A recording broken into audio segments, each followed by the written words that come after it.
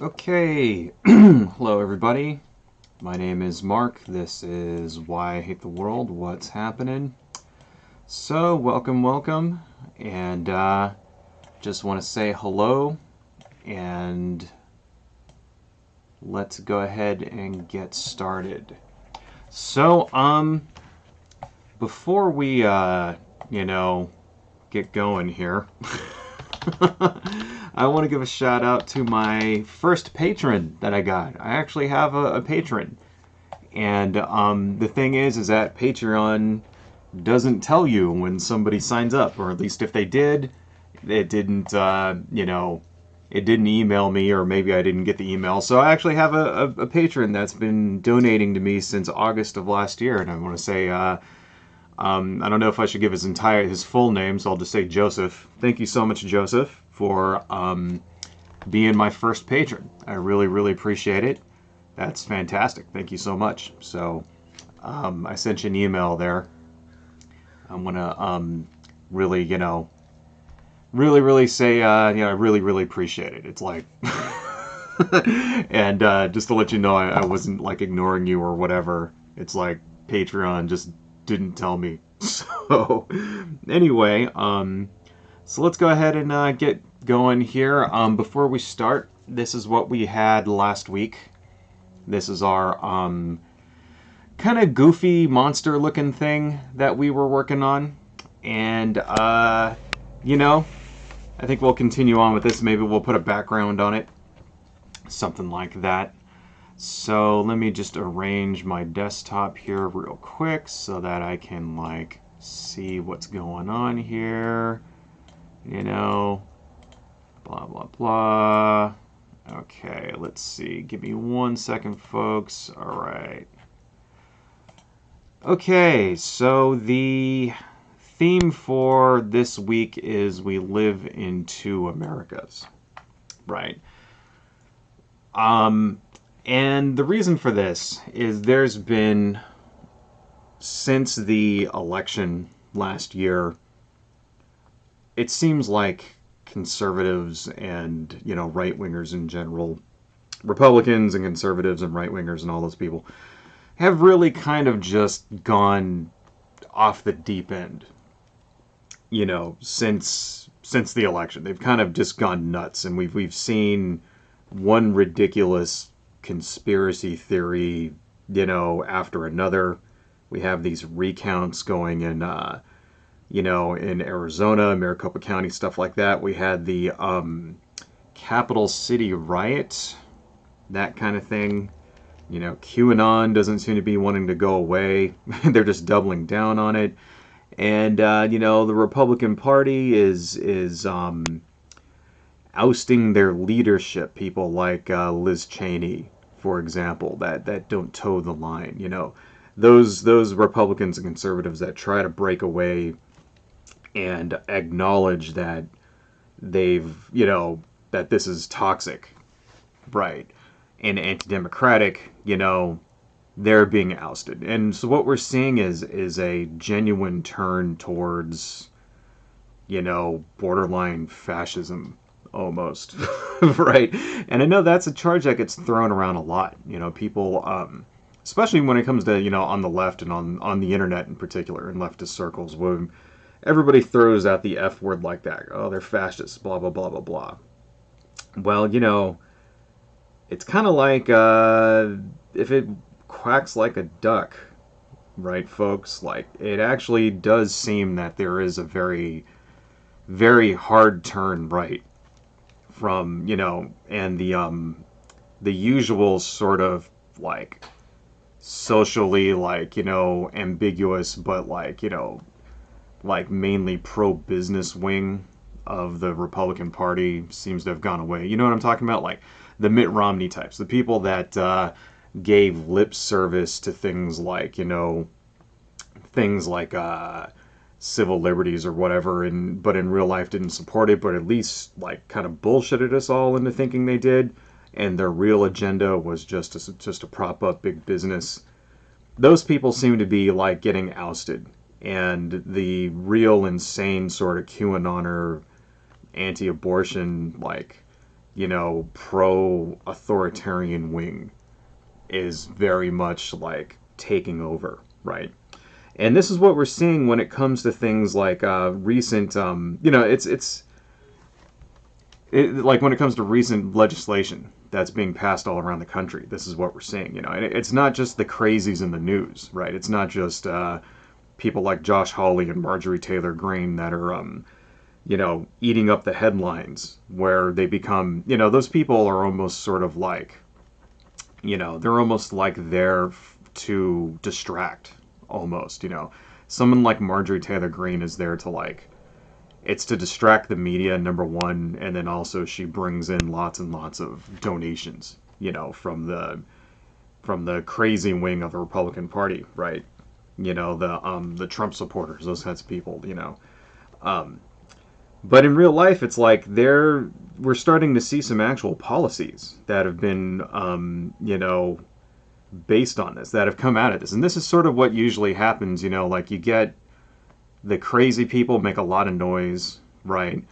And then there'll be an election cycle where, like, and this sort of happens with any political party, but the Republicans usually seem to follow this pattern, right? You'll get like a grassroots, although most of the time it's usually an astroturfed kind of movement, something like the Tea Party, for example, right? And they'll go out and they'll make a lot of noise and they'll protest and blah blah blah blah blah, right? And then, all of us in the evil tree-hugging liberal media or whatever will laugh at them, that kind of thing, blah, blah, blah. Oh, they're all crazies, yada, yada, yada. But, but what happens is that they make a lot of noise, right? And, Republican politicians, conservative politicians are very, very cognizant of where their base is. And, one thing you can say for them is that they respond to their base. Democrats, um, you know, Democrats and liberals and progressives don't really seem to respond to their base very much. Not really. We really have to fight to get what we want a lot, because 90% of the time we don't even get anything close to it. Right. These guys, no. These guys are very well organized, and they'll go out and they'll primary people. And that's what happened, for example, in 2008, with the fucking Tea Party people went out, primaried all of the, primaried all of the centrist Republicans. And that's why you got like an entire, 10 years of people like Michelle Bachmann and shit like that, right? That's where those people came from. The crazies took over. And it's happening again. That's why we have people like Josh Hawley and Marjorie Taylor Greene or whatever, right? And we're seeing lots of, actual, this, now, after that happens, the next step is actual policies get enacted. And that's where we're at now. We're starting to see actual policies get passed, get enacted from this sort of the insane faction of the right wing. And it's like, well, after a certain point, it's not a faction anymore. It becomes the mainstream, right? And that's kind of what we're starting to see. So we're starting to see shit like, for example, this, this ridiculous recount in Maricopa County, right? That's an extension of this. That's an extension of, this is what the voter base wants, what the conservative voters actually want. They want to go out and prove voter fraud and blah, blah, blah. And we're starting to see all these ridiculous voter suppression laws all around the country as well, So we've talked a lot on this channel about the bill in Georgia, which was the most famous and notorious, right? But they weren't the only one. There were voter suppression bills in Idaho, right, in Utah, and a couple of other states, right. Georgia was the most egregious. Georgia is the one that had the you can go to jail for giving someone a glass of water provision, right. This one that happened in Texas recently is worth talking about because it's actually really insidious. So if you haven't really heard the news on this, what's going on with the bill in Texas, right, is that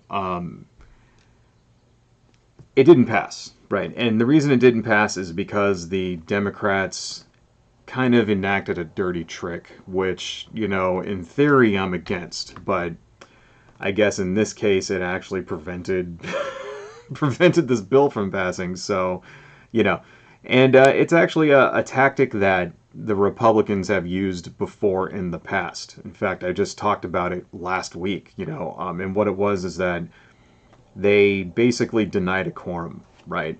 So in some states, not all states, but in some states, you need, in order to pass laws in your state legislature, you have to have a quorum. You have to have a minimum number of lawmakers present, right?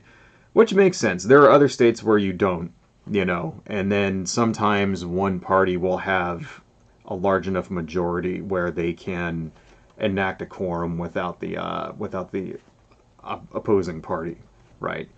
But in Texas, in Texas they don't have that super majority, the Republicans at least, right? And so basically, what it was all the Democrats just when this bill came up, which they didn't have the votes to defeat, what they did is they just all walked out, prevented a quorum from being taken, and basically that meant they couldn't vote on the bill, right? And it's kind of a shitty tactic, I'm the first to admit this. I really think that things like this, shouldn't be allowed, right? Because you're denying democracy right now, right? Even though, and that's kind of ironic to say that because this bill was designed to destroy democracy, right? But it's sort of like, it's sort of like using the rules of the House when shit's not going to pass. Like, no, there should be some other methods of delaying or whatever. But ultimately, if your side does not have the votes to stop something or to pass something, that should matter. The vote should still go through. So, in principle, I'm against this, but I can't deny the practical, results. And the results are they stopped this voter suppression bill, right?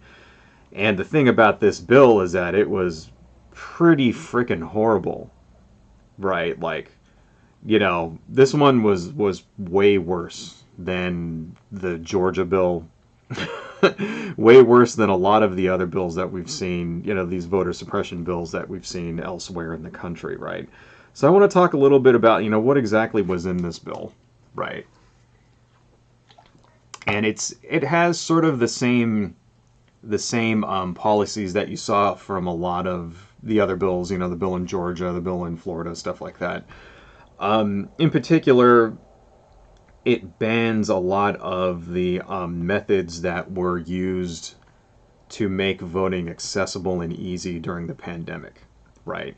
So during the pandemic, they want people to socially distance, right? Which means that you don't want to have people waiting in long lines at polls, because then they can spread sickness to each other, right? So they did a lot of things in lots of different states, to make it a lot easier to vote. Things like drive-through voting, where you don't have to get out of your car. You can just drive up, vote in fill out the thing in your car and drop it in a box or whatever, something like that. So, of course, this bill bans that, right? No drive-through voting.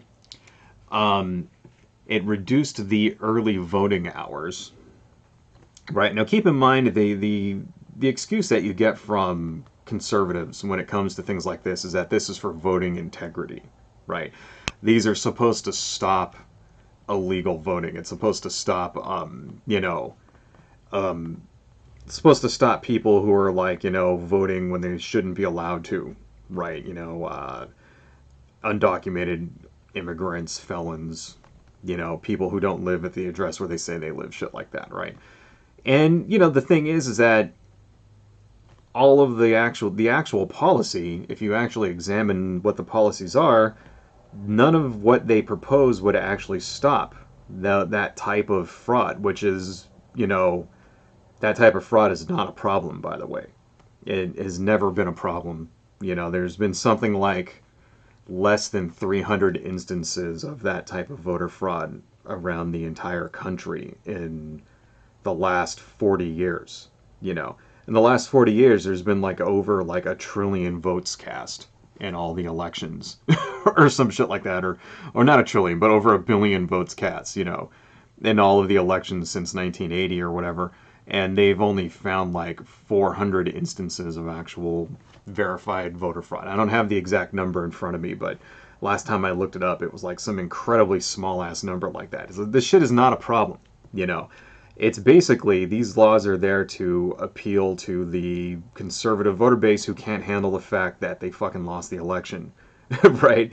And they want to, you know, they want to like placate their egos, because obviously since they lost, that must mean the other side cheated. And then, you know, there's also a more insidious motive in there, which we'll come to in a little bit later, which is just basically fucking, you know, a little more insidious motive of just like overturning elections they don't like, right? But anyway, yeah, so this would also reduce early voting hours, right? I don't know how that makes it more, and you know, gives the election more integrity, you know. I guess real, honest to God, real voters only vote from like, you know, 9 a.m. to 5 p.m. or some shit like that. Doesn't make any sense. It would reduce the number of voting machines at polling centers. Okay, so, you know, you wait in line, you get all the way up to the front. There's only, you know, 3 machines there. You know, how does that promote a free and fair election? How does that stop fraud? The lower number of machines doesn't make any sense, right? It would require a request for an absentee ballot. So this was one of the big things, and this is one thing that you see in all of these laws, all of these voter suppression laws that went out. You know, so the same thing happened in Georgia too.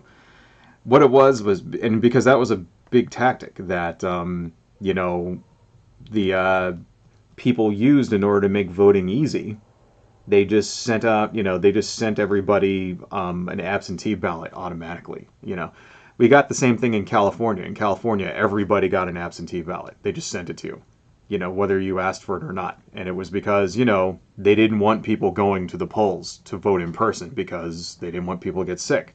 So if you make it easy for people, right, people will vote. That's the thing. If you make voting easy, then turnout goes up. And this is why these are, you know, this is why it's not about integrity. It's about voter suppression, because they don't want people to fucking vote. They don't want to make it easy, right? They want to make it a pain in the ass, so only their people go out and vote, right? So you got to remember that, you know, they're fucking lying. Like when you see these people and you see like, you know, Ted Cruz or whatever get up in front and defend these bills saying, you know, these are voter, you know, the Democrats are trying to make it so that they never lose an election. It's like he's fucking lying to you. It's like, yeah, they won't lose because people will actually show up to vote, you know, and they know that when people actually vote, Republicans lose the fucking election. That's why they don't want you to vote. All right.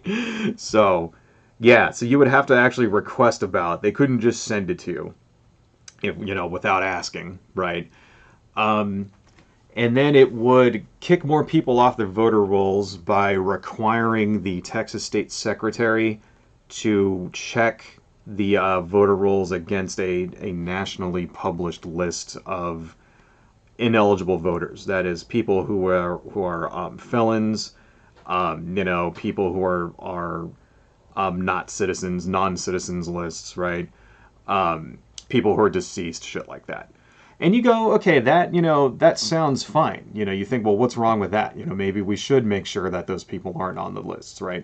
Well, what happens when you have these sort of voter purges is that innocent people get caught up in the purges. And that happens all the time, you know. So what they'll do is they'll check the list and they'll say, oh, there's a guy named Juan Gonzalez on this list. Oh, yeah, he died 4 years ago.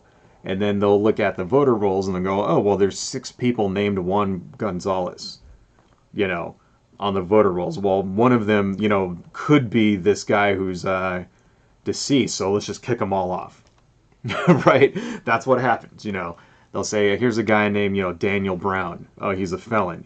And he lives in North Carolina. Well, this must obviously be the same Daniel Brown that lives in Texas, so let's kick him off the list.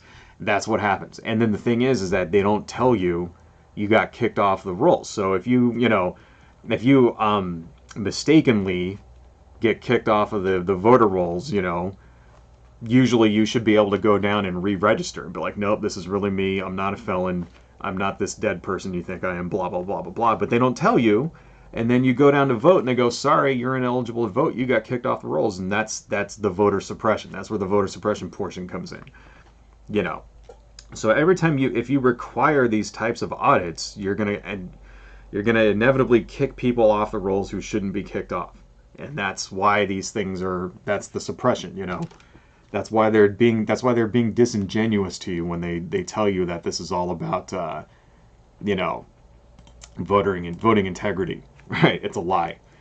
Another one that this law in Texas required was tighten the signature requirements on voter registrations. So what does that mean? Well, it says no electronic or photocopy signatures, and all signatures must be ink on paper. So that means that you couldn't basically register by like over the internet. That's what that's for. No electronic signatures, right? Making it a pain in the ass to register the vote. In California, you can register the vote over the internet. You can fax it in, right? You can mail it in if you want. You could do anything any way you want. You know, I think there's even like some places where you can like do it over the phone in California, right?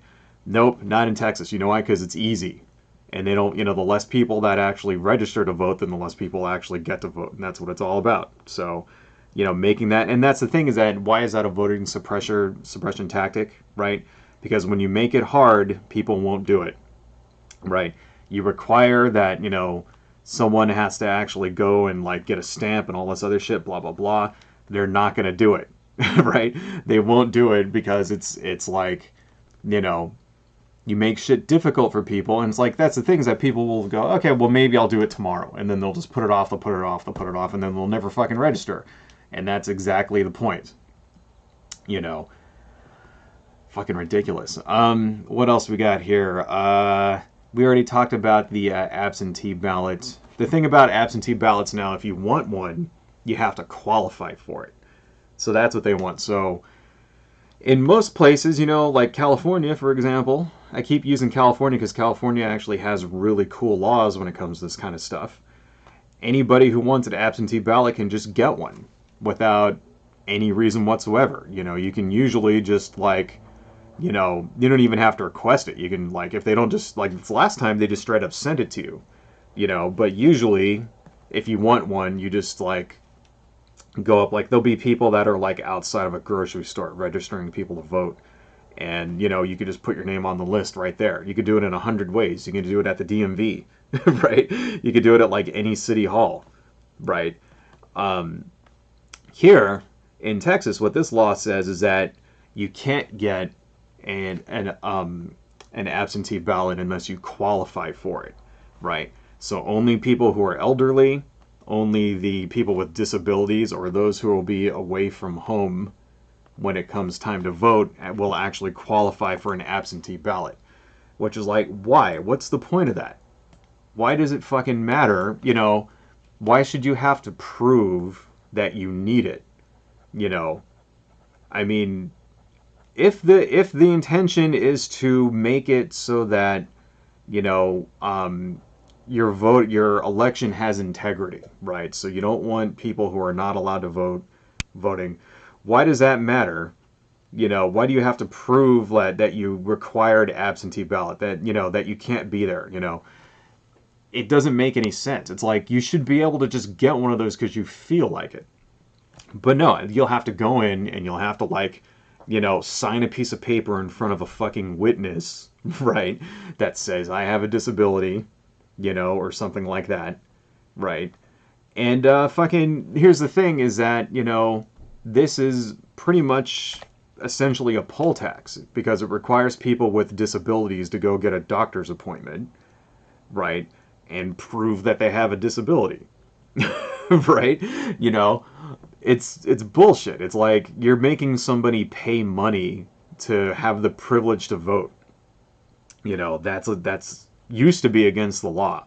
All of this shit used to be against the law, right? Because we had the fucking, you know, Voting Rights Act. And then the Supreme Court decided the Voting Rights Act doesn't matter anymore, you know, because the Supreme Court got stacked with fucking conservatives. And as soon as that shit happened, as soon as they like struck down, like, you know, well, they didn't strike down the Voting Rights Act. They basically took out its teeth, you know. Used to be that all of the former Jim Crow states, right, used to have to clear any changes they made to voting laws with the Department of Justice, you know, because all the changes they would make would fucking like disproportionately affect like minorities, you know, specifically black people, right? So that used to be part of the you know, fucking Voting Rights Act was that any change they made had to be cleared with the DOJ to ensure that it didn't disproportionately prevent minorities from voting. Supreme Court decides to get rid of that. I think they did. I think they got rid of that in what was it, 2011, something like that. You know, basically saying, "Oh, racism is over now, so we don't need this anymore," right? And now all of these fucking like voting suppression laws that disproportionately affect black people are getting passed, right? And the really shitty part about it is the Supreme Court is stacked to the gills with fucking conservatives. So even if like one of these laws gets challenged and it goes up to the Supreme Court, you know, they have a fucking you know, 6-3 majority, all of this shit is going to get withheld. It's all going to go up. It's all going to be like upheld. Sorry, not withheld. Right. And that's the really fucking shitty thing about it, is that we won't be able to defeat these through the courts. Right. We're going to have to, the only way these things will get stopped is it'll have to be a grounds up sort of, you know, movement. And good luck with that happening, because these are laws specifically made to prevent that from happening. These are laws that are made to prevent people from voting. Well, you can't vote to change a fucking law when they take away your ability to vote. Right? So that's the insidious, shitty thing about all this, right? And here's the most egregious piece of this Texas bill. That, you know, because all of this stuff so far that we've been hearing is like, okay, this is just standard, you know, standard shit when it comes to voter suppression. It's the same stuff that we saw in Georgia, you know, the same stuff that we've seen in Iowa and in bills all over the place, you know, Idaho, Florida, right?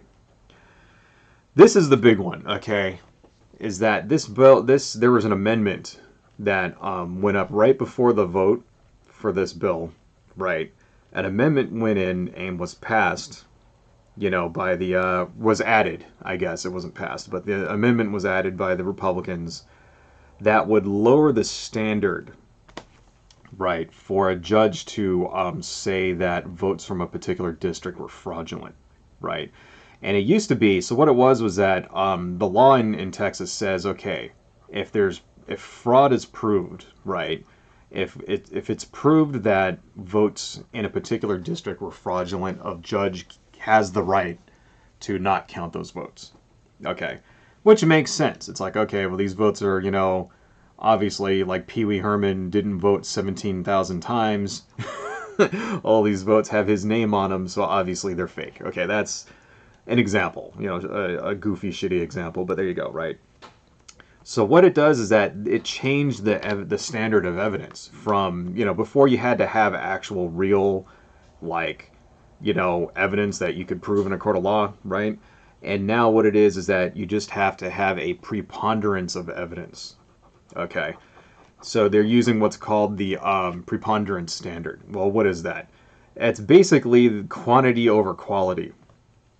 Is what that is, right? Preponderance standard is the burden of proof is met when the party with the burden convinces the fact finder that there is a greater than 50% chance that fraud occurred, right? So not actually proving that any of these votes were actually fraudulent in a particular district, but just convincing that, well, there's a greater than 50% chance that it could have happened, right?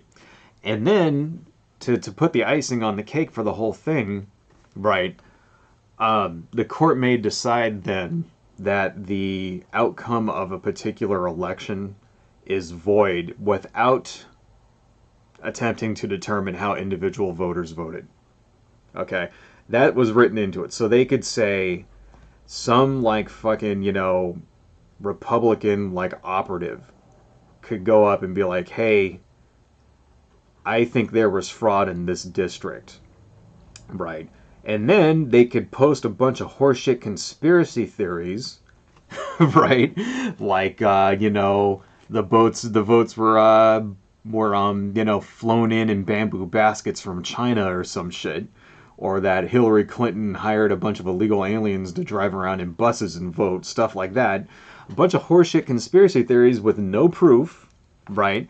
And all they would have to do, a Trump-appointed judge, right, would just be like, yeah, this meets the preponderance standard.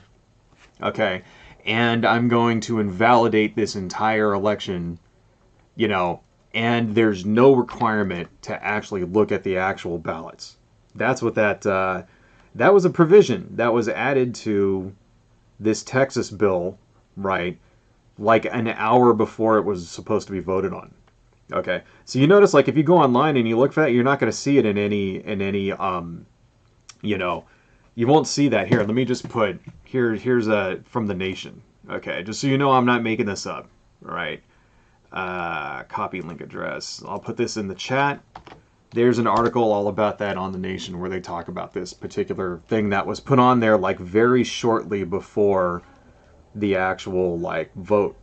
So they were basically, so that's the thing, is that they knew that was like sneaky and shitty. They knew that if people heard about that, they would fucking like lose their shit over it. So they didn't like put it in there until it came time to actually vote. They tried to sneak it in. Okay. So yeah, and like I said earlier, I don't like the idea that the Democrats basically used a parlor trick in order to defeat this. But at the same time, it's sort of like you got to fight fire with fire, right? Allowing this to pass, like, it's like more like it's their moral imperative to stop this bill in any way they could. And the shitty thing is that, of course, it's just going to come up again. Apparently Greg Abbott is the governor of Texas, who was extremely pissed off over that vote and basically said that he was going to veto the pay for state legislatures. So he wants to punish the state legislatures who walked out. So he's basically saying, I'm going to like take away your pay. Yeah, okay, well, right. I don't know how that shit could be allowed either, but whatever. I hope they just turn around and decide to take out the provision that pays the governor, because fuck him, right? So they're just going to bring it back up, and it's probably going to pass. And they managed to stop it. And it's like, the shitty thing is, there's no way that they're not going to be able to stop it. It's going to pass eventually, right? The best we can hope for is to create some kind of groundswell that shames the Republicans into not enacting the more egregious portions of this bill. Things like this, things that would allow a judge to overturn an election without examining the actual votes that were cast. Just think about that for a second. That's like democracy's over. If you can just like be like, yeah, I think there was fraud, this election doesn't count. And, without even having to examine how the people actually voted. How is that democracy? Where, it's not democracy anymore. It's fascism is what that is, right? That's what these laws are. They're fascist. These laws are designed to prevent Republicans from ever losing power, right?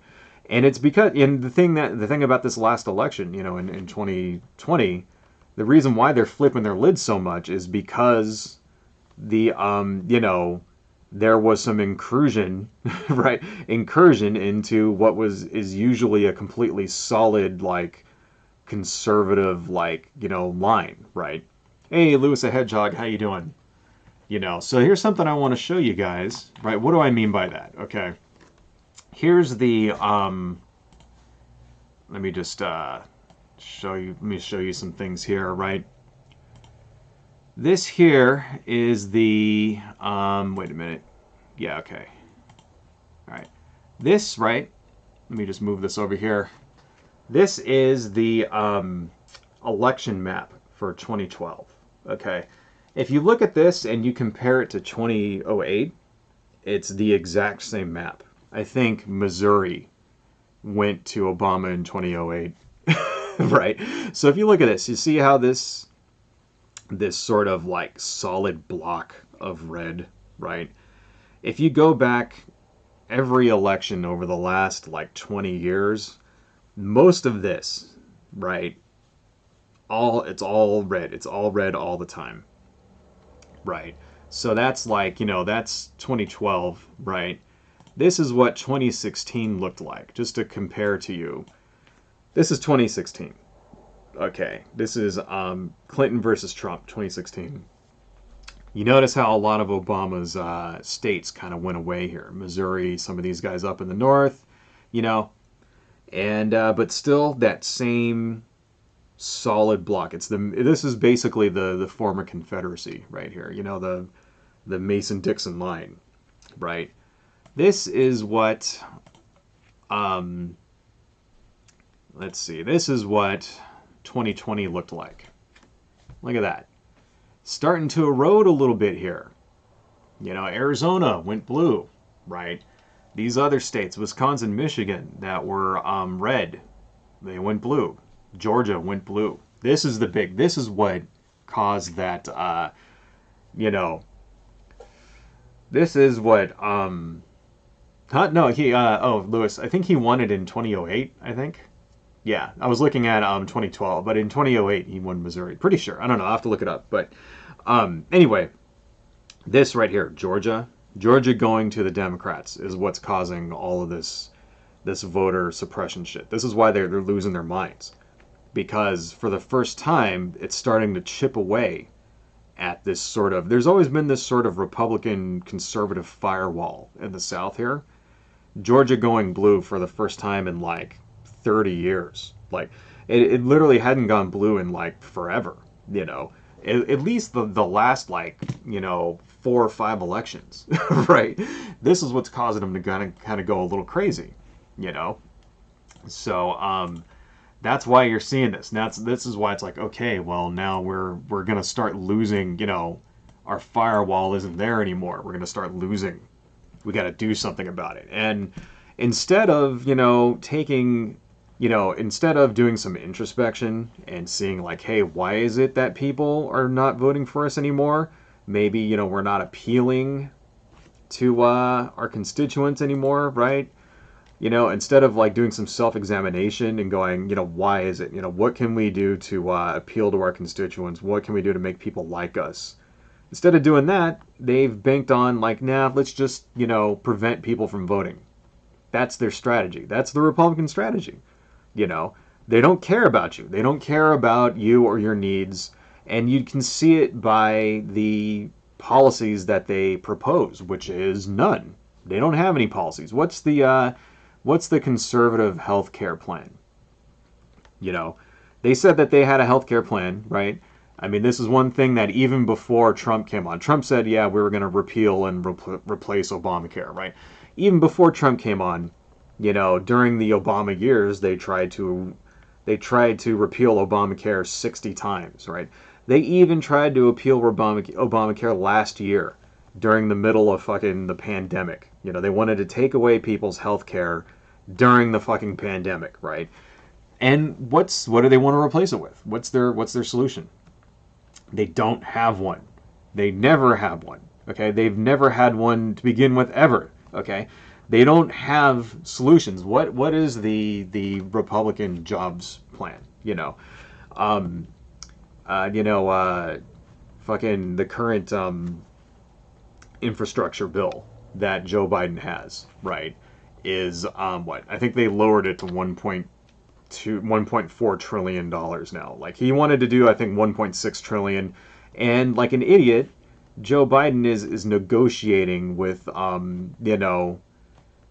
conservatives in Congress in order to try to get some Republicans to sign on to it, right? Which they're not fucking going to, right? He's just wasting his time.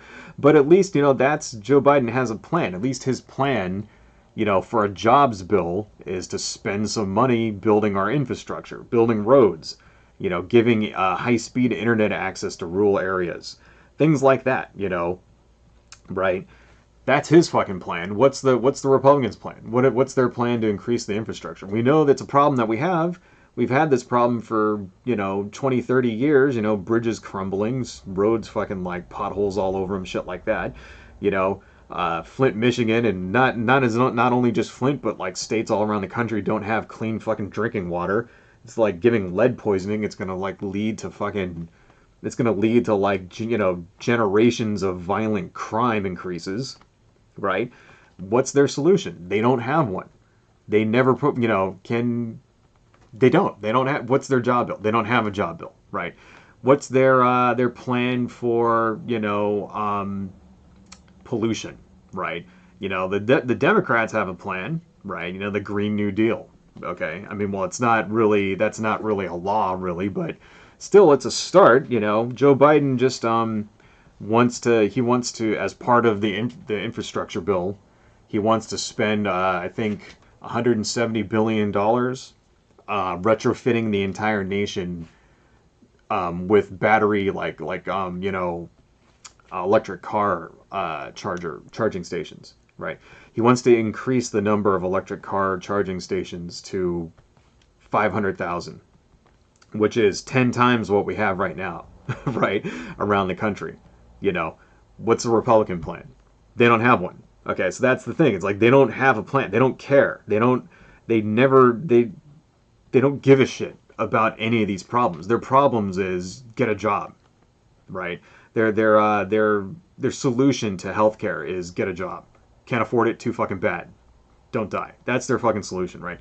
Their solution to you know, infrastructure, right, is don't be on the bridge when it collapses. Right? That's their solution. So, you know, this is why they're not interested in people voting. They don't give a shit if you vote. They don't want you to fucking vote because it's all about money and power to them. It's not about actually helping people. It's not about making the country better. You know, hang on, I got to get something to drink here, folks. But luckily, I don't have to go too far because I got my little mini fridge back here now, which is cool. Okay, anyway.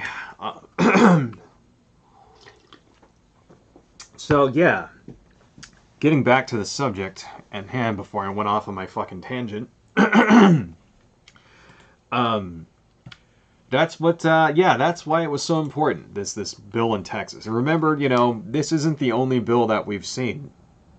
You know, there's been many, many, many voter suppression bills all around the country. Arizona, Arkansas, Florida, Georgia. Georgia is the most egregious. Georgia is the most famous one.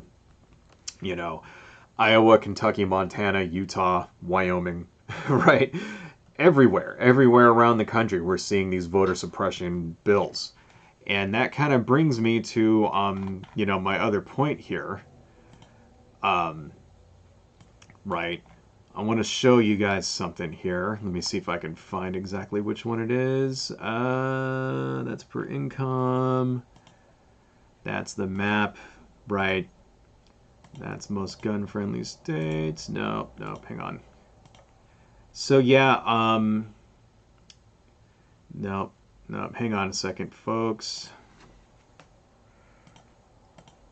Damn it, I don't have a map for this. But anyway, I don't have a map for that. But, you know, just remember where those states are, right? Arizona, Arkansas, Florida, Georgia, Iowa, Kentucky, Montana.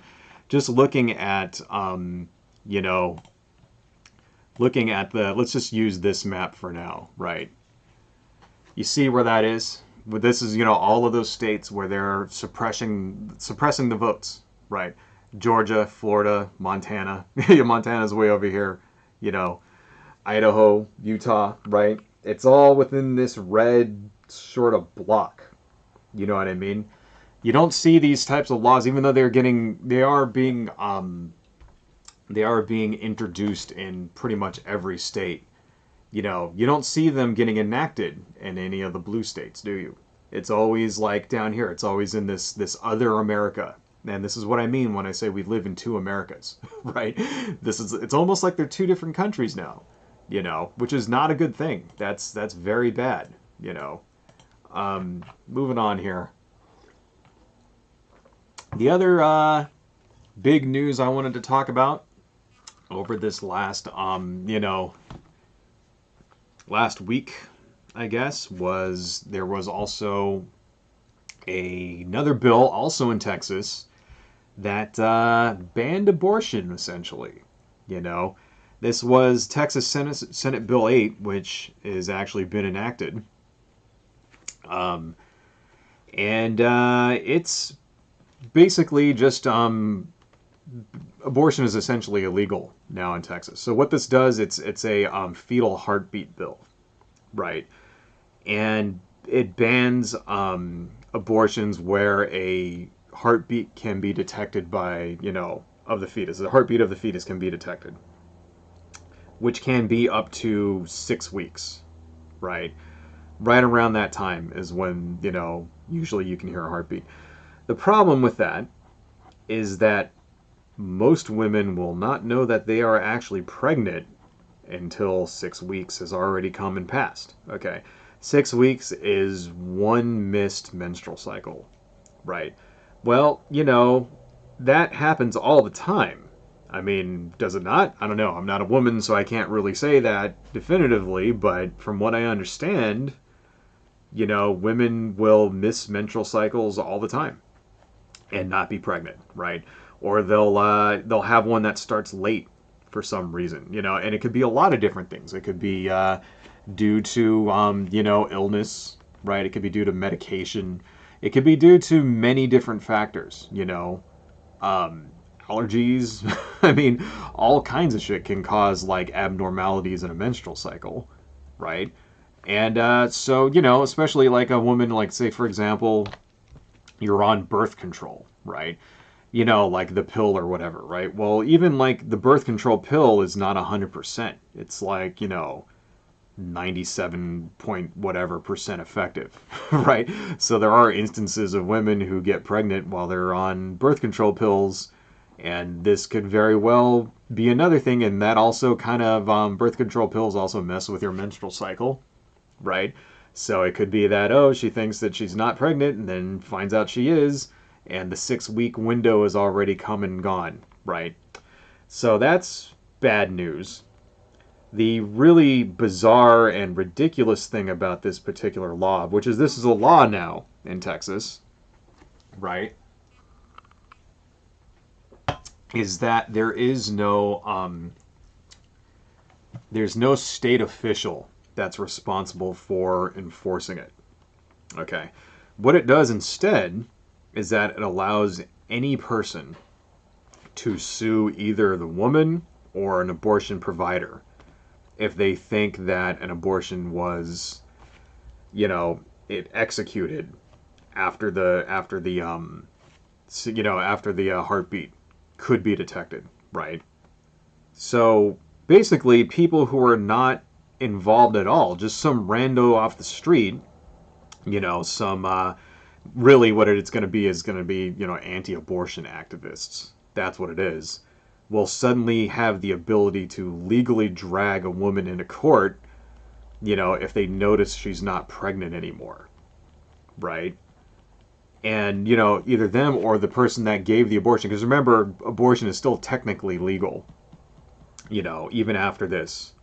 Right, in Texas it's technically legal, but any fucking right-wing Jesus like Bible thumping Yahoo can now claim that, hey, they gave someone an abortion after the 6 week limit, right, and drag somebody through court. And what it's going to do is that it's going to open up abortion providers and women who get abortions to these sort of like harassment suits. Well, they'll have to prove that it wasn't, that it was done legally and all this stuff. And they're going to waste time and money. And, going to court is expensive, right? That's the thing. It's not, you have to hire a lawyer. You have to take time off of work. You have to do all this shit. You're not compensated for any of it. And, abortion activists essentially have unlimited budgets coming to them from, religious institutions, churches, right? The 700 Club, people like Jerry fucking Falwell. Well, I guess he's dead now. Excuse me. But, you get the idea. Televangelists and shit. People like Focus on the Family, for example. If you don't know who they are, they're Focus on the Family is sort of like a pretty notorious anti-gay, anti-abortion Christian ministry, radio ministry, that scams people into giving them money so that they can go and fight gay rights. Led by a guy named James Dobson, who's a fucking basically the spawn of Satan, right? And then an affiliated one is called the Eagle Forum. That might be a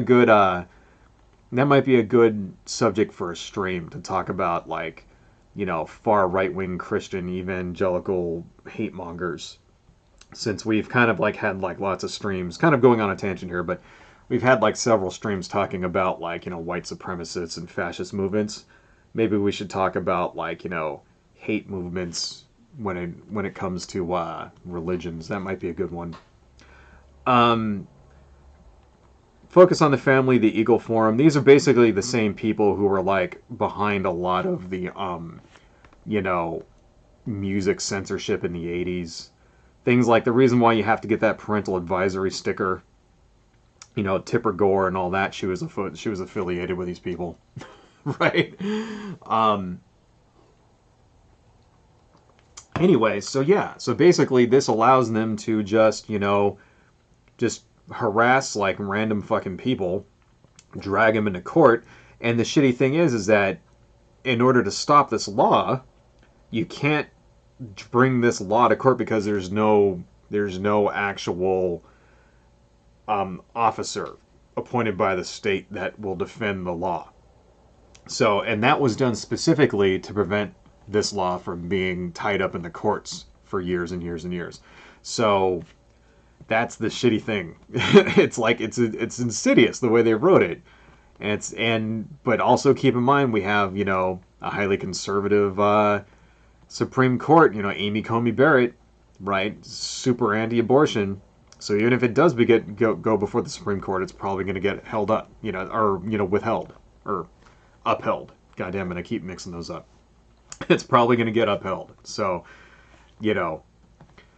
and the thing is, it's so that's, Texas is not the only the only place, obviously, where this kind of thing has happened, that's pretty bad, because usually, one more thing on this, usually you need to, in order to sue somebody, you have to prove injury. This is why it's unconstitutional. And if we actually had a working court system, if we actually had a impartial Supreme Court, it would get struck down. Because it's not, in order to get sued, or in order to sue someone and claim damages, you actually have to be able to claim damages. You have to actually be damaged. You have to say injury. Something this guy is doing is causing me injury, right? But, random fucking people that don't know you, who are not affiliated with you, who are not your relatives, anything like that, are now able under this law to claim injury. And that's why it's unconstitutional. But, whether the fact it's it doesn't matter. It doesn't matter if it's legal or constitutional or what. These are conservative religious wackaloons we're talking about here who don't give a shit about the Constitution. That's the other thing you got to remember. They don't care about the Constitution. They don't care that it should be illegal or that it's wrong or whatever. They just care about getting what they fucking want. Controlling women's, reproductive rights because, I don't know, Jesus or whatever. Right? So it's bullshit. Anyway, but yeah, Texas is not the only state that has enacted laws like this. There have been since 2011, there's been 256 abortion-related laws passed in 45 states. Since 2017, sorry, not 2011. So essentially, since Trump became president, since Trump was president, this is when all these fucking people came out of the woodwork. And it's because they think they have a really good chance of overturning Roe v. Wade now because they have a friendly Supreme Court, and that's why all this shit is getting passed. Right. That's why they're trying it, and that's the strategy is they want it to go to the Supreme Court. Right. They want, so they're passing ridiculous laws like this on purpose with the idea that it's going to go to the Supreme Court and Amy Coney Barrett is going to overturn it. Right. So there's been lots of other ones. Florida had one, a parental consent law. So if you are, a minor and you want to get an abortion, you have to have your parents' consent. Which is bad because what's going to happen is, first off, your parents can just not consent. That's going to be the one thing, which is going to cause some problems. Secondly, it's young girls who are who get pregnant out of wedlock oftentimes want to hide it from their parents because their parents may be abusive, So, that's going to cause fucking problems too, right? You're going to see lots of, what you're going to see is, because of that, is you're going to see an increase in runaways, is what you're going to see. Kids will just fucking leave home rather than have to deal with that shit. Rather than, have to worry about getting the shit beat out of them by an abusive parent. They're just going to fucking, do it in secret. That's where they're going to leave home, right? They're going to either do it or else they're going to, get, back alley abortions or something. And then you're going to see an increase of young women dying because of illegal abortions, right?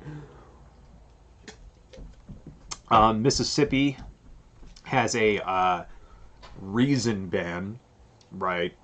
Which, the thing is, this sounds like something that would be, a no-brainer too, right? Where they go, okay, well, you have to, your reason for getting an abortion can't be based on sex or race or genetic abnormality. I kind of don't agree with that last one personally. I think if your doctor tells you, hey, this kid is going to be born with severe deformities or something, that should be a personal choice. And although me myself, I might not do it, I couldn't fault any parent for deciding to terminate a pregnancy if the kid was going to have a very diminished quality of life after they're born. But whatever. The thing about this type of ban is that you have to basically it just puts another step, and you have to prove that you're not doing it for those reasons. So, I mean, obviously it's wrong just to abort a fetus because, it's the wrong race or some shit like that. But it's it's kind of under the theory that any restriction can lead to more restrictions. And it's better to just not have that to begin with because it's the law can be abused. You know what I mean? Another one, Indiana, Utah, Oklahoma, they have what are called trap laws. And trap laws, it means a targeted restriction of abortion provider. Right. These are laws that do things like, say, okay, you can have an abortion, but you have to have a medical staff on hand. The place has to be this big. It has to be able to handle this many people. You have to have equipment for all of these different things. Shit like that, right? You can't be within, 500 feet of a school, that kind of stuff. And those types of trap laws are there in order to, make it harder for an abortion provider to exist, and it allows them to get sued for little nitpicky reasons. Oh, your hallway is too narrow, shit like that, right?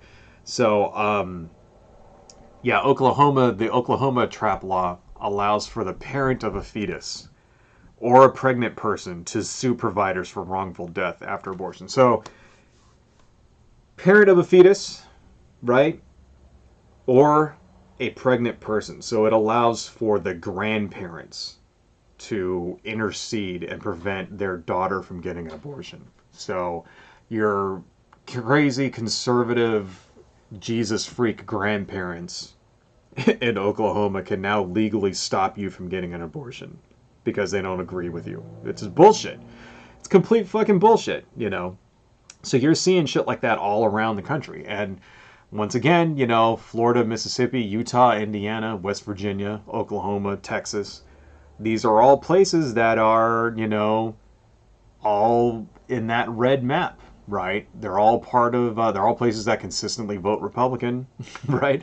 They're part, you know, they're basically like part of the second America, you know, the former fucking, the red America, right? And now we're seeing, you know, we're seeing like different laws in different states. It's almost like it's another country now. It's another country where you're not allowed to vote, you're not allowed to get an abortion, right? Before we go further, this is where we're at right now with our little picture of silly monsters. I think we need to put a background on this, don't you think? Let's put something like another layer here. New layer, thank you. Let's save this. It's always a good idea to periodically save. Even though Photoshop is supposed to save automatically, but it doesn't always do so. Let's do one thing.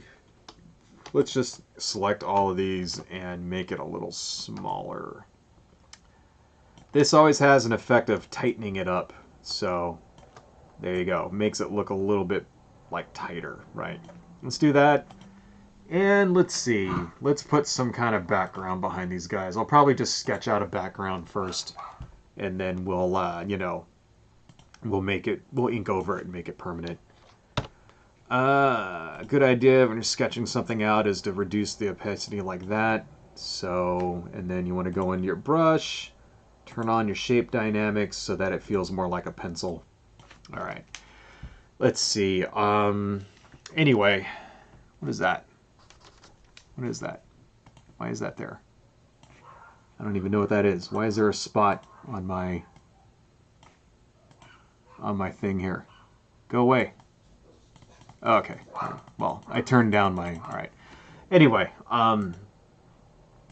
so yeah, let's go into the brush. Let's make the brush a little larger. Let's go into here, turn on our shape dynamics. And then we'll turn the opacity down by like that much. There we go. Okay, and then I could just sort of sketch out a background here. Anyway, yeah, so yeah, you know, abortion is a very controversial subject. Always kind of has been. But it's one of the things that motivates conservatives a lot. And we're just seeing them we're seeing advancements on it, you know, encroachments on it, I guess is a better term, that we haven't seen ever in my lifetime, you know. I always kind of thought that conservatives would never actually go the all the way and actually, you know, actually go all the way and ban abortion. I always kind of thought they were like, that it was just, you know, a wedge issue when I was growing up, you know, that they were too chicken shit to actually do it in real life. And now I'm not so sure anymore. Now it seems like they might actually go for it, you know, because it definitely seemed to me to be a thing that they all said they hated but then engaged in anyway. You know, the thing about abortion is that, you know, Christians and conservatives and things, they get just as many abortions as, you know, everybody else. Oh shit, this is on the wrong layer. I gotta put that on the layer behind it. Anyway, in real life, you know, it's like, you know, even if you're religious, you're still likely, you know, they get abortions at the same rate as non-religious people, right? You know. As a matter of fact, the people who get the least, like atheists and things, get less abortions than Christians, believe it or not. And the people in the country, the demographic in the country that gets the lowest number of abortions are actually Jewish people, right? Now, whether that's because they just don't believe in it, or whether it's because they have more stable families, you know, or if it's because Jewish women tend to be better educated. That's another reason why, like, the more educated a woman is, the less likely she is to get an abortion, right? You know, and it's because, well, educated women tend to not have children until they're older. They tend to have careers, right? And they tend to only have children, you know, in those circumstances when they want to, you know, versus women who are not educated tend to have unwanted pregnancies a lot more, right? So it's like, is that why, you know? And it's just funny. It's funny shit. It's like, you know, you'd think, well, if 50% of all the abortions are in the country are from women who are Christians, then if Christians want to reduce abortions, all they got to do is just stop fucking getting them. And then abortion goes down by 40%, you know? But that's not good enough. Instead, they have to force everybody fucking else to do what they want, you know, because it's not really about the life of the fetus. You got to keep that in mind. It's not really about the unborn child, you know. Christians don't really give a shit about children, nor do they actually, you know, conservatives, I don't want to say Christians, but conservatives in general, really don't give a shit about children. They don't really give a shit about the quality of life of anybody. The reason why they don't like abortion is because it's control, right? It's because, you know, women who get abortions tend to not go to church and not be Christians and not donate to them, right? And that's why they don't like it. So let's see. Let's put some windows back here, or pillars or something. Actually, you know what? Let's just put like, yeah. What am I gonna? I'm not even really sure. I'm just sort of goofing around here. Just draw some stuff in the background. Anyway, yeah. Next thing I want to talk about here, let's see, where are we at? 12:07. Oh wow, we're actually kind of ahead of schedule. Dan and Cat, thank you for joining. All right, let's see here. Next thing I want to talk about, of course, is anti-trans laws. So, won't spend too much time on this because I kind of touched on it in a prior stream. But we have seen, since 2017, 33 states have proposed 117 anti-trans laws, right? A lot of them, you know, because there was that whole, like, sort of controversy a few years ago about trans people using the wrong bathrooms, blah, blah, blah, shit like that, right? So that was one thing. There is also a lot of this having to do with trans athletes, specifically trans women competing in sports with cis women, which is making the conservatives lose their fucking shit, right? So, you know, now I don't know why anybody thinks that's a problem. I mean, and I've even said this before, you know, I can understand, like, it's like, you know, but there are rules. There are rules, right? And as long as the trans woman follows those rules, then what's the problem? You know, you have to be on you have to be on the medication for this amount of time, you know. You can't have like levels of testosterone that are above this level, that kind of thing. And as long as they follow those rules that are designed to make it more fair, there should be no problem. Because in real life, here's the thing, right? Sports are a competition, and there will always, you know, people are not equal. That is to say that people do not have equal sports ability naturally, right? There's always going to be people who are larger, stronger, right? That kind of thing. There's and you know, and that same type of variation is the same with women too. Some women are just naturally larger and stronger.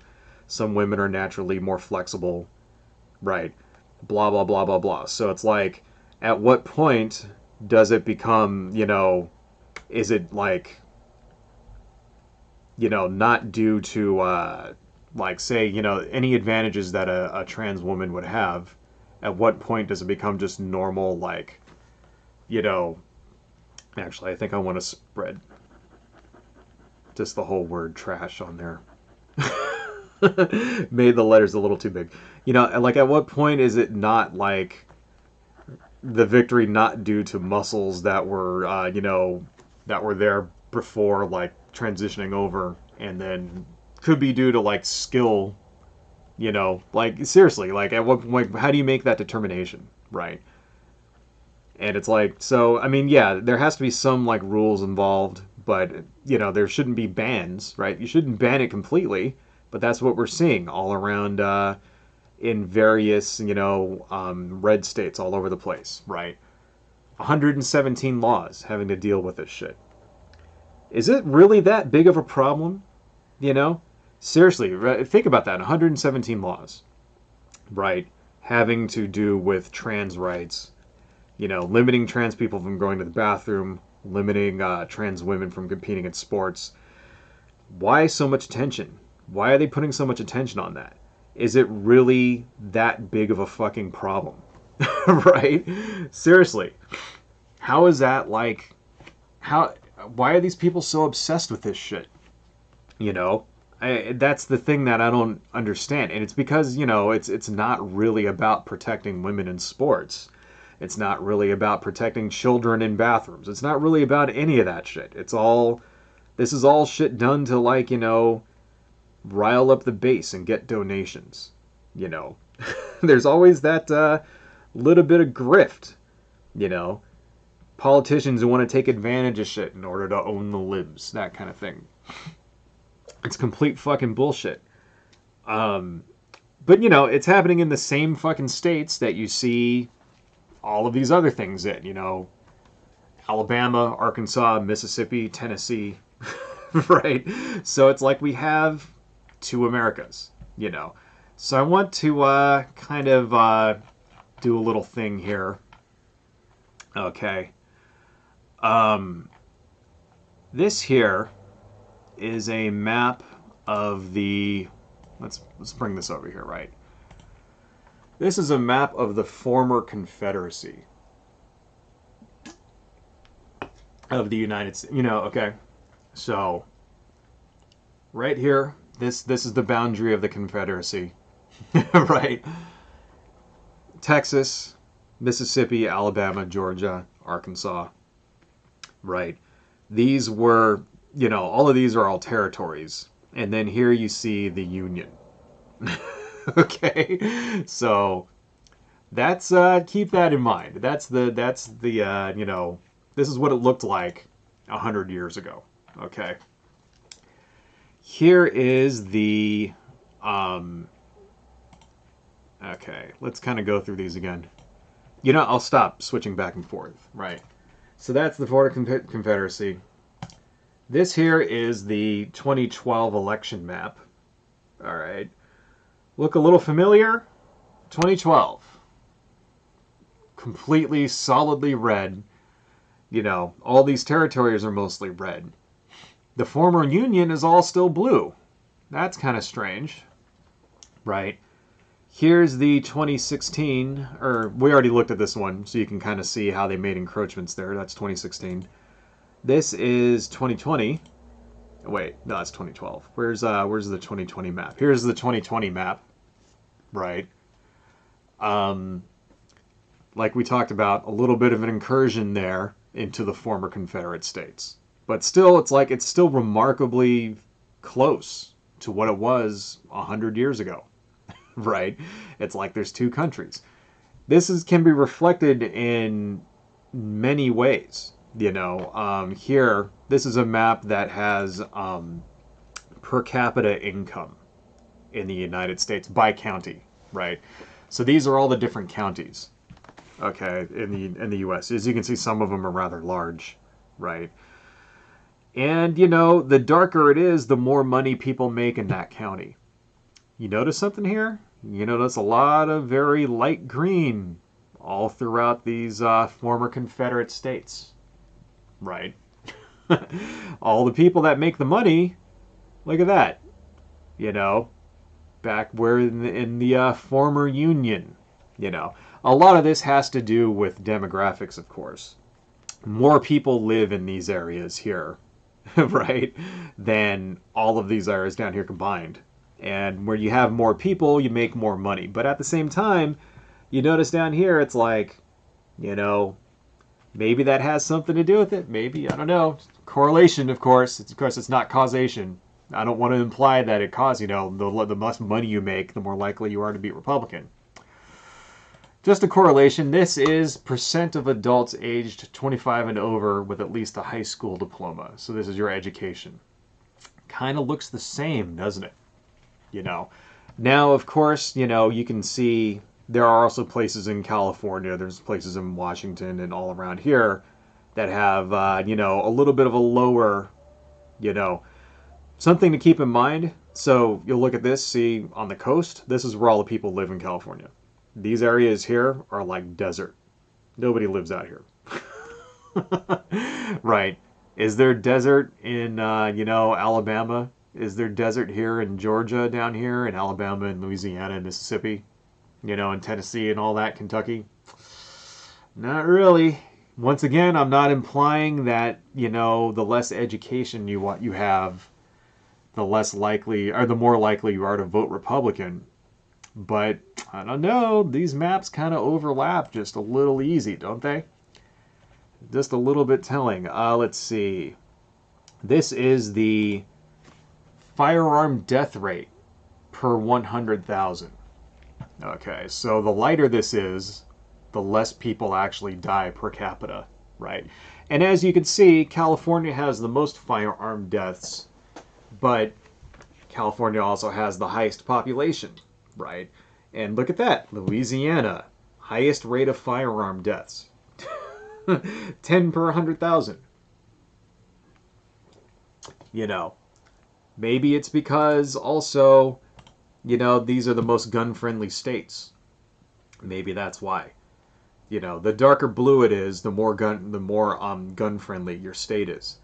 Kind of correlates really well, doesn't it, to that election map, you know? Right, to those election maps there, to that map of education there, right?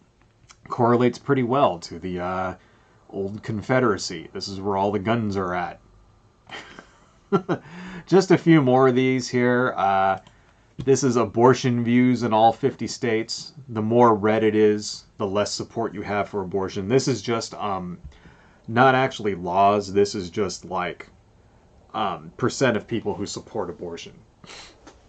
But you notice, this is where all those laws that we were talking about got passed. You know, Texas, Alabama, Mississippi, up in here, up in these former territories, which are all red, right? Which all of these states, by the way, nobody lives over here. You know, Wyoming has like, you know, 1 million people, or like 500,000 people in the entire state. By contrast, like my city that I live in has more than 100,000 people. It's like my city has like, you know, a fifth of all like the population of like the entire state of fucking Wyoming. So just keep that in mind, you know. Right. This here is the states that have introduced bills that ban transgender athletes. Right. So you can see, you know, these are the states, these are the ones that have been enacted into law. So all of these blue ones are states where they've tried to, they've introduced bills to prevent trans women from engaging in sports with cis women because, you know, because of bigotry. Right. Same fucking states. It's like, it's almost like we live in two different countries, folks, right? Couple more of these here. What's this one? This one is gender identity policies, right, for each state. And I'll you know what, after the stream I'll go in and I'll put the sources where I got all these maps from. I should have like kept a tally, but I didn't. So, but I'll put all this down in the thing after the stream processes, and you can watch it. Call to Sotek, thank you for joining, by the way. But yeah, you can see, you know, once again, the South, right, negative gender identity policies, right, it's like a solid block, almost. It's like it's like these people all, you know, conservatives, just seem to, bigotry just seem to go hand in hand. This one here, a little bit better, sexual orientation. So you can kind of see how gay rights have kind of come a little bit farther, right? And they've sort of shifted, like the conservatives have shifted their attacks away from gay rights and against trans rights. Even though it's still pretty bad, you know, all of these states they're low, right? Sexual orientation policies. You know, it's really only these are the holdouts. South Dakota, Mississippi, Alabama, those are the states that are really oppressive to gay people. Everywhere else it's starting to gain acceptance. So, you know, maybe a little bit of good news, right? I think you know, at least as far as policy wise, you know, I don't know about the actual people that live in these states down here. Right. This one is bills were we already looked at this one. Bills excluding transgender youth from athletics under consideration. So yeah, this is the same map as that other one with the squares, but a little easier to understand, you know. So yeah, I think it's pretty telling stuff, you know. And of course, you can't really draw too many conclusions from this kind of thing. But yeah, let's just take a look at that former Confederacy one more time. Right. You know, it just sort of, I should have made a map where I just laid all of these on top of each other. You know, in fact, I'll probably, you know, that might be a good thing to do. But yeah, it's just taking a look at that. Again, it's like we live in two countries. You know, it's like the country divided during the Civil War, and it just never really healed, you know. And consistently, you know, these states here, the former Union, vote blue, right? And you have more freedom in the former Union. You have more voting rights. You can, you know, it's easier to vote, right, in the former Union, right? You don't, you know, you have more body autonomy. You know, when it comes to things like drugs, I didn't do one for marijuana. I didn't actually think about it. I should have done one for like marijuana legalization. Right? Because you'll see that it actually follows the same kind of thing. Although that's starting to gain traction too around the country. Right? But, you know, I also should have done one for incarceration. That would have been pretty bad too. Although, you know, I think that would have been a little more... incarceration rates probably would have been a little more equitable because states like New York and California have like millions and millions of people in jail. But I think we probably could have like gleaned some information from that too. But you know, starting to kind of shape up here. It's almost like, you know, when you live here, when you live in the Union, you have a certain amount of freedom. You know, you can organize politically, right, and actually affect change. You know, another thing we didn't talk about was in a lot of these former states, a lot of these former Confederate states, right, along with voter suppression, there's lots of bills that have been introduced to stop the initiative process, voter initiative process, which is like, you know, if you ever see those guys standing out in front of a grocery store or something, right? Here, let's go ahead and move this out of here. Right. And they'll be doing stuff like, you know, getting signatures to pass a bill or something like that. That's the voter initiative process. Like, and pretty much every state has some form of that, where you can, like, you know, get a bill on the ballot if you collect a certain number of signatures. Right. A lot of those places are getting rid of that too, so that, you know, you won't even be able, like, so say you want to reverse some of these anti-voter laws, or you want to reverse some of these you know, anti-abortion laws. Like, you can't get a bill on the ballot anymore. They're taking that away. You have to actually get somebody to sponsor it. But you'll never be able to because you can't fucking vote someone in the first place. Right? So starting to see, like, you know, that sort of just direct threat, you know, threats to like whatever direct kind of democracy we actually have. That's getting taken away too. Right? So yeah, that's what I mean. You know, that's the name of the stream when I say we live in two different Americas. Right? You know, it's like we live in two different nations. We live in, you know, like the Confederate States and like the Union. And it's just kind of been like that for a very long time. Let me just put a little line back here. There we go. Right. So I'm thinking maybe they're like at a party, you know, and this is sort of like the group photo. Right. So we'll just put some trash and stuff on the ground because they're monsters, and you know, monsters like party like it's 1999 every day. Anyway, yeah, that's pretty bad. And you know, the thing about it, it's like, how do you stop it? So I see here, you know, one of the comments here, right, is what do we do about it? You know, we have to do Lewis the Hedgehog. We have to do something about this, but what? Well, what can you do? I mean, if they take away your ability to vote, that's sort of like the first way that you can, you know, the most direct way in order for you to affect change. In a policy standpoint, right, is to vote. They take that away, then, you know, unless you want to get violent, which I don't agree with that. I don't agree with violence, right? You can protest, but how much good is that going to do? You know, I guess you can, you know, you can start, you like try to get a national movement going, right? And the thing is, it's not like these types of this type of suppression has never been defeated. I mean, this is kind of like what we had, you know, like back in the Jim Crow days, right? You know, those people, you know, like the civil rights movement, like it took a movement in order to defeat Jim Crow, you know, and there were people that actually went out and like, you know, how did they do it? Right, through marching, right, through marching, through protests, through stuff like that, also through voting, you know, and you know, the voter suppression back then was way worse than it is now. I mean, way worse, right? I mean, shit, there was like things like poll taxes and you know, that kind of thing. And it took organization, you know, it took people going out and organizing people at the polls and educating them and trying to get them so that they can pass the you know, helping them pass the literacy tests, things like that, paying for their poll taxes, you know, that kind of thing, right?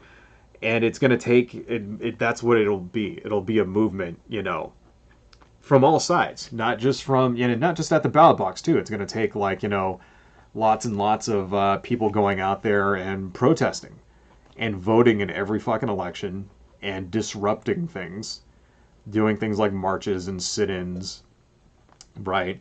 And you know, that kind of thing, right? And to be honest, people are probably going to get hurt, you know, the same way they did during the civil rights movement. People died during the civil rights movement, you know. There were, you know, and the cops cracked down hard on people back then.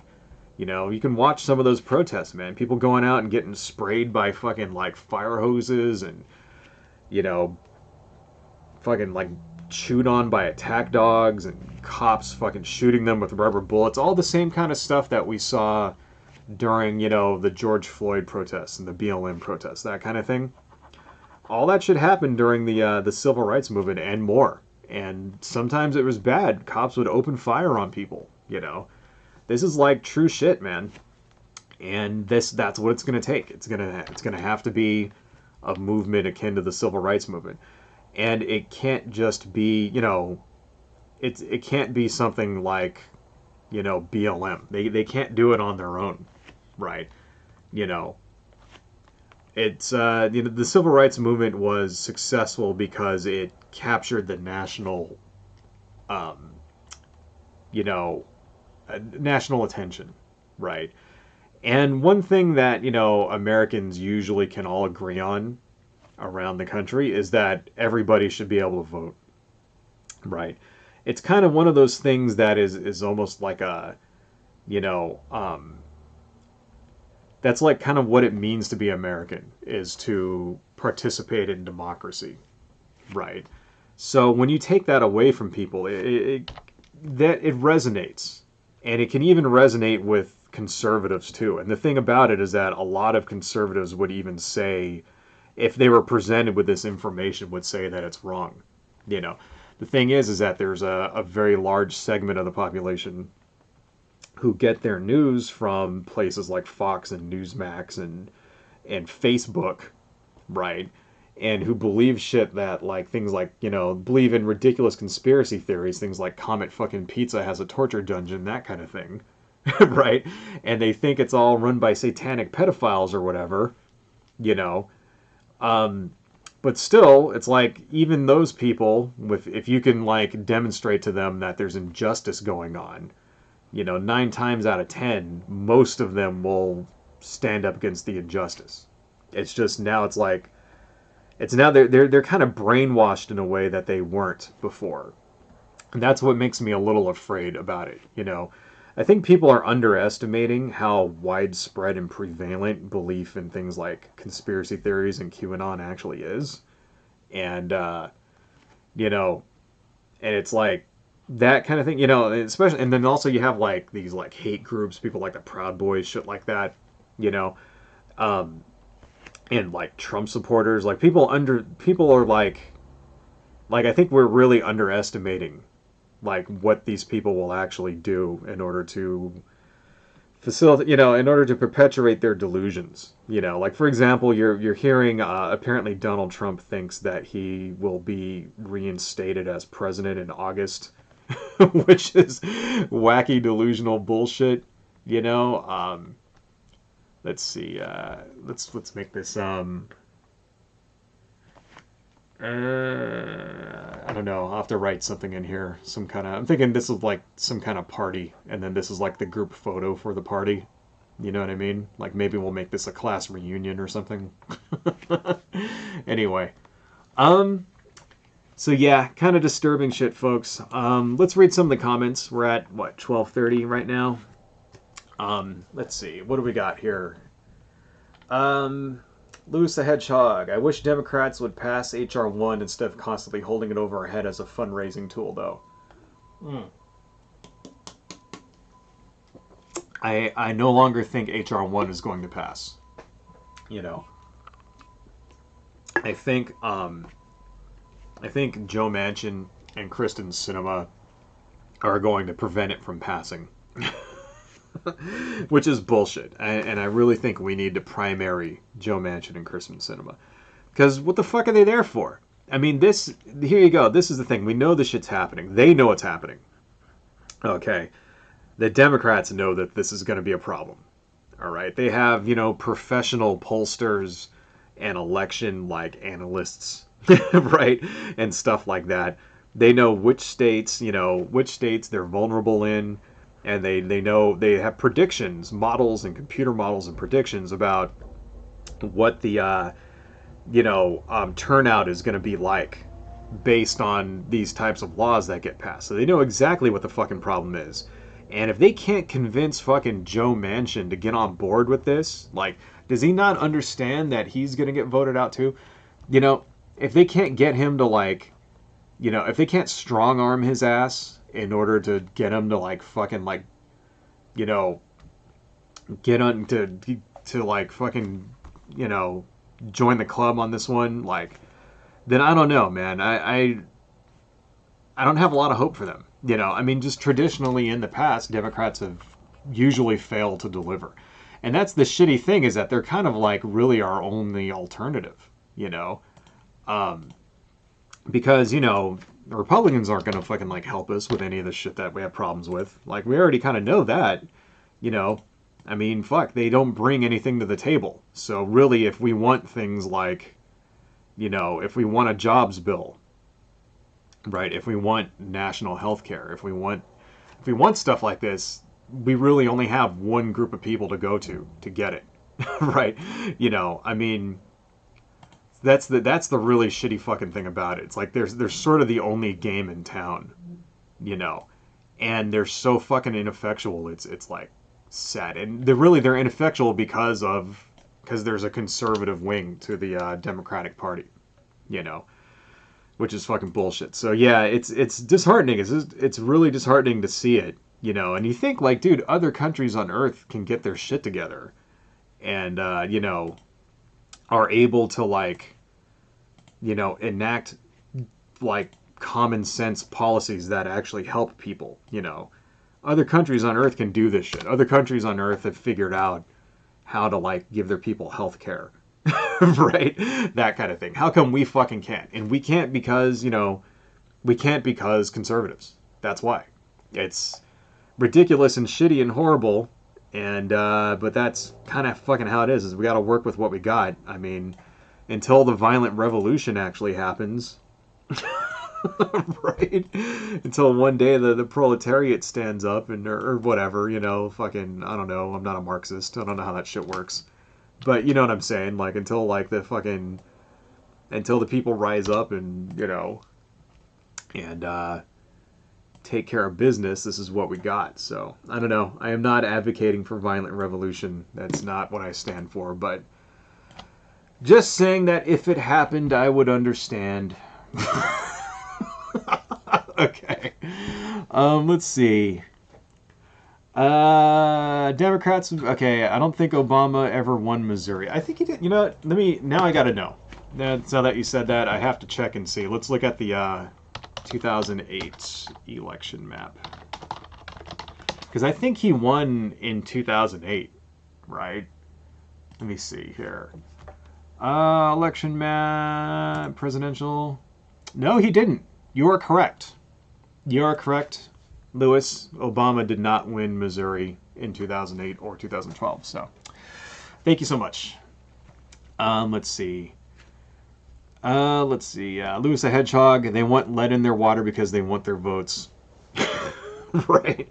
The conservatives want the insane, violent, water, lead in the water vote. I wouldn't doubt it. That's really kind of sad to hear, man. Like, I remember reading this book years and years ago when I was in high school, right?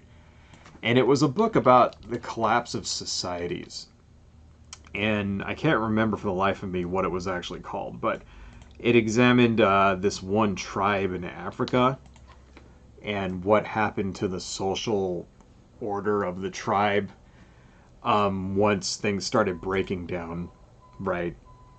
And it was some tribe where people took care of each other, blah, blah, blah, blah, blah. And you have that kind of thing, right? And neighbors would usually help each other. And what happened was that once the society started to break down, you started to see things like, you know what? I'm just going to turn that all the way up. You started to see things like people hoarding food, you started to see that kind of thing. Whereas in the past, if somebody was hungry or starving, their neighbors would help them.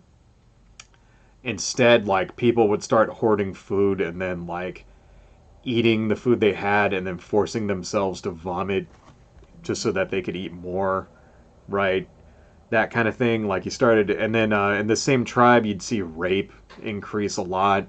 You saw things and the biggest difference was that whereas in the past, everybody shared things a lot, and they shared resources. Once the social order started to break down, people became greedy and they started hogging resources, and you saw this sort of increase in the disparity between rich and poor, right? And that was the thing that really stuck with me, was the hoarding aspect of it. The idea that somebody would, and of course that makes you think of vomitoriums and stuff from ancient Rome, where rich people would go and party and revel and eat so much food that they had to puke, and they would go puke it all up and then they go eat more, that kind of thing, right? When they're starving people.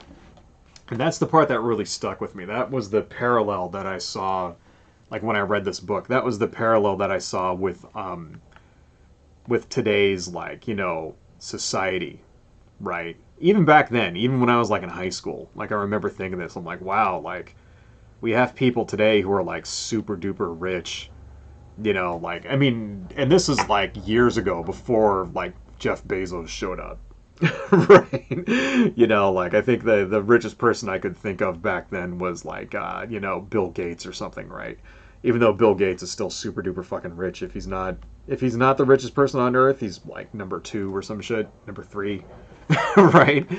And you know, I remember thinking about that, man. Like wow, you know, our society is like this. This is describing what our society is like. You know, there's some people who are like fucking living in dumpsters without a dollar to their name and shit, and then there's other people who are like super duper rich, and they're so rich that they'll never be able to spend the money they have, even if they live to be 1,000, they'll never be able to spend it. You know, like, and that kind of put it all in perspective. I'm like, wow, it's like maybe our, you know, it makes you think like if your society can't take care of its like own people, you know, like then why the fuck are you even in it? You know what I mean? Like if your country can't help its poor people, you know, can't help its like sick people, then what's the point?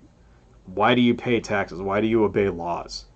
Why do you do any of, you know, why do you like obey any of the shit?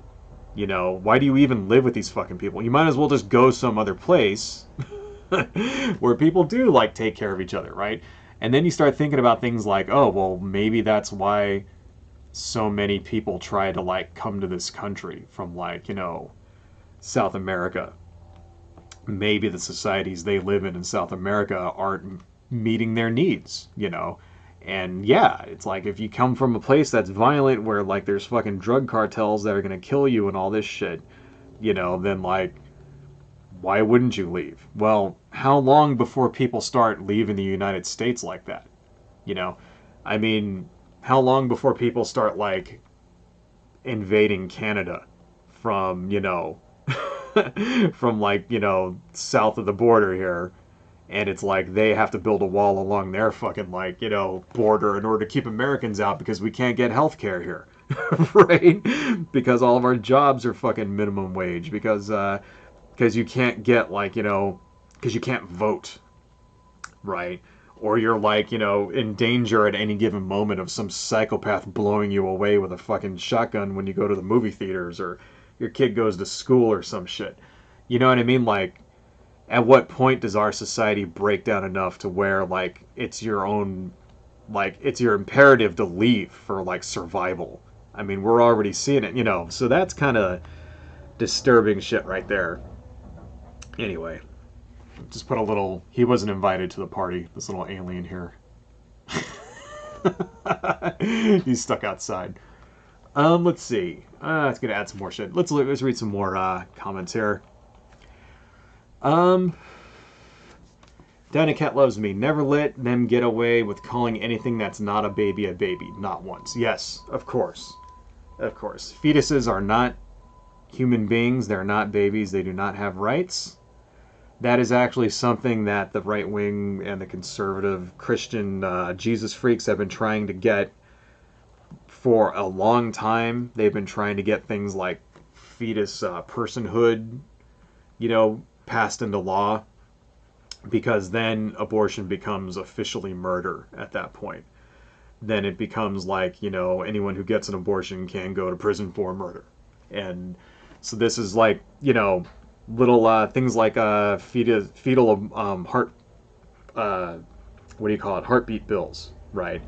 That's what they're designed to do. They're designed to kind of blur that line between, you know, a fetus and a person, right? So yeah, that's why it's better. It's like even sometimes you think some of these are things that you might say sound rational. This is why it's important to stand against these things, because, you know, you got to remember the Christians, the conservative stuff like that. They're not rational. You know, they're not coming at this. They're not honest actors, I guess, is the right way to describe that, right? Let's see here. What else we got here? Cult of Sotek. Reject human, return to lizard. If only it were that easy. Would you do it, folks? Let's say that somebody came up with a magic, you know, a magic thing that say, okay, we can solve all the world's problems, you know, and everybody has to take this drug, and it'll like de-evolve us back into cavemen, and then we won't have any of these problems. I don't know. I guess that's one way of doing it. But do you want to sacrifice, things like electricity and the internet? I don't know. I don't know. I think we can have both. I think our the solution to our problems is not de-evolution. But we're all Devo, right, folks? Okay. Um, let's see. Dynacat loves me. The problem with the two different countries' construction is that the divide in none of the red states is that great. There are more on the left living in them that you'd expect from the governments. Yes. Well, that's the thing is that, countries are not necessarily its people. I'm talking about their governments, though. So, yeah, I mean, that's a good point, and it's true. It's true that there are, for example, in Texas, millions and millions of Democrats, progressives, people that would stand up against these types of laws, right? And that's specifically why you're seeing these kinds of laws get passed. It's to stop people like that from having a voice. So, I mean, in that sense, it's true, but, if you just look at the laws that are enacted in these places, then it most definitely is like another country, almost. You know what I mean? And that's the thing. It'll be a country that oppresses its people. Like that's what they are. It's basically like the former Confederacy, which is going out of its way to oppress like the same people that were oppressed under the Confederacy. Right? That's what it is, like so I mean, yeah, that's what we got to do is that we should fight against this stuff specifically to help those people, because those are the people that are going to be affected by these laws, the people that live there. Obviously it doesn't affect me living in California, liberal progressive California. If some guy in Texas can't vote, that doesn't really affect me, not on a micro scale. On a macro scale it does, because that means they elect people like Ted Cruz or whatever, right? But still, it's like, it's important though, and because the thing is, we're not two countries, we're one country. We're supposed to be one country, right? And that's why it matters when like, one area of the country, when shit is illegal in one place and not illegal in another, it's like, why? How come I can't vote? If I should be allowed, right, as a citizen of this nation, to sell my house, pack up, go to Texas tomorrow if I want to, right? Buy a house there. In fact, I could probably get a much larger house for half what I'm paying right now. Housing in Texas is like dirt fucking cheap. Of course, there also is no like housing regulation in Texas, so you'll buy like this huge, 6-bedroom McMansion for $150,000, and then you'll find out that your foundation is cracked, and the guy that sold it to you lied, and there's nothing you can do about it because the law's on his side. You'll get that kind of thing happening in Texas all the time. But still, it's like I should be able to get up and I should be able to move to Texas if I feel like it, and not have to worry that things that I do, laws that, that normally like I shouldn't have to worry that suddenly behavior I'm engaging in is suddenly illegal now just because I crossed over a border. It's like there's no good reason for these things to be different in every state. It should be the same. You should have the same abortion rights. When it comes to abortion, you should have the same rights around the entire fucking country, right? It's not, just morally, just on a moral standpoint, it's wrong for having to force women to leave the state in order to get a medically legal procedure. That's wrong. It doesn't seem right, especially if you're young, if you're like a teenager, if you're 16, 17, shit like that. An unwanted pregnancy can ruin your fucking life at that age. So why are you forcing a young girl to like take, through the expense of having to like travel across state borders? Some of these laws even criminalize that, saying that if you leave the state and get an abortion and come back, you can go to jail. That's like, seriously. I mean, I think, none of them have, no laws like that have been enacted, but there have been laws that have been proposed like that, saying that if you, even if you leave like fucking Alabama or whatever, try to get an abortion someplace and then come back, you'll go to prison. Like, so the minute Roe versus Wade gets overturned, the minute like one of these actually, we have to fill this in right here. because this guy's leg should be behind that. But anyway, like the minute like you know, one of these laws gets in front of the Supreme Court and fucking Amy Coney Barrett like overturns Roe versus Wade, like half the fucking country, it's going to be illegal in half the country. It shouldn't be like that. That's like, you know, what other country on earth is like that? Where like if you just go 20 miles in one direction, you can go to jail for shit that's legal everywhere else. It doesn't make any sense. It's wrong, and that's what I mean. So it's like, yeah, this is why we live in two different countries, right?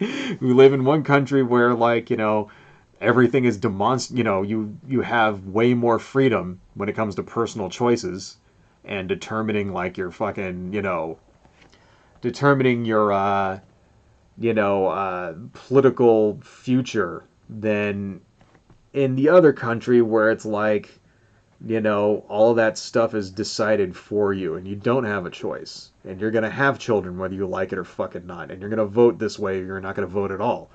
All right? And someone's going to fucking like, and you have the, you know, and then people are going to carry guns into your business. And if you don't like it, too fucking bad. Like, seriously, like, anyway. Let's see. Dinah Cat loves me. It's ironic, isn't it, that the nationalists are also the states' rights people? Yeah, it's because it's not really about states' rights. It's never been about states' rights. But no, I know exactly what you're saying. It's, you know, because that was a lie since the beginning. It's always been about imposing their will on everybody else, you know, and that's the one lesson I think we should all really remember when it comes when you deal with conservatives of all stripes, you know, all of them, you know, conservatives and libertarians and fucking objectivists and, you know, the alt-right, all of those people, is that they're not genuine. You know, they don't actually have, and these people, they don't have integrity, okay? And everything they fucking do is designed to either fool people, right? It's all designed to push their agenda, whether, you know, and, you know, whether they have to lie to you or not. They don't give a shit. And it's all of them. I mean, seriously, it's all of the politicians. Can you name one conservative politician who isn't a lying, cheating slimebag piece of fucking garbage? One of them. You know, even someone that you would say is like, you know, even somebody like Liz Cheney. You know, Liz Cheney's a fucking warmonger. Fuck Liz Cheney. Right? Suddenly she's like this hero and shit. You know, on like, you know, conservative, I mean, not conservative, but like in centrist media, you know, places like MSNBC and shit. They're treating her like she's a hero because you know, because the Republicans like removed her from some fucking committees or whatever. Liz Cheney's a piece of shit. All right? Like, you know, seriously. So like, yeah, there are none there. And, you know, I'm not saying Democrats are any better, but actually I am saying Democrats are better, you know, demonstrably better. All right. Even though there's slimy Democrats, there's conservative Democrats and all that shit too. You know, I'm not saying that there aren't any, but yeah, they are demonstrably better in my opinion. So for the nation, just in general, for the fucking world, they're better. I don't know, folks. It's all fucked up. Everyone's insane. The background here will take a lot of work. I'm just sort of sketching something out. This is not final, obviously. But we're coming up on about 2 hours. I want to say thank you all. Thank you guys for joining. And, you know, I really appreciate it. Thank you also again to Joseph. I don't want to give you your full name. My first and only patron so far. Giving you a shout out there. Thank you for joining and helping me financially. I want to say thank you guys to Lewis the Hedgehog. Always, it's great to see you every week. Dynacat loves me. Great to see you too. Cult of Sotek, thank you for joining. You guys are the best. I really appreciate you coming out and supporting me. I think I'm going to go ahead and end this. So let me just give you my ending spiel here. Hang on, let me actually go to... Let me just go to my patreon.com and open that up. Is it going to make me log in? Let's see. There I am, Mark's Patreon page. Okay, Since somebody actually joined my Patreon, I think I might as well show it off. Because I haven't been showing it off because nobody joined, but actually somebody joined. So if you guys like what I do and you want to support me, please check me out on Patreon. Please consider helping me financially. There's the link. Really appreciate that. You know, I will give you a shout out for $1 a month. For $10 a month, I will make a video on the subject of your choice and draw some black and white artwork for you.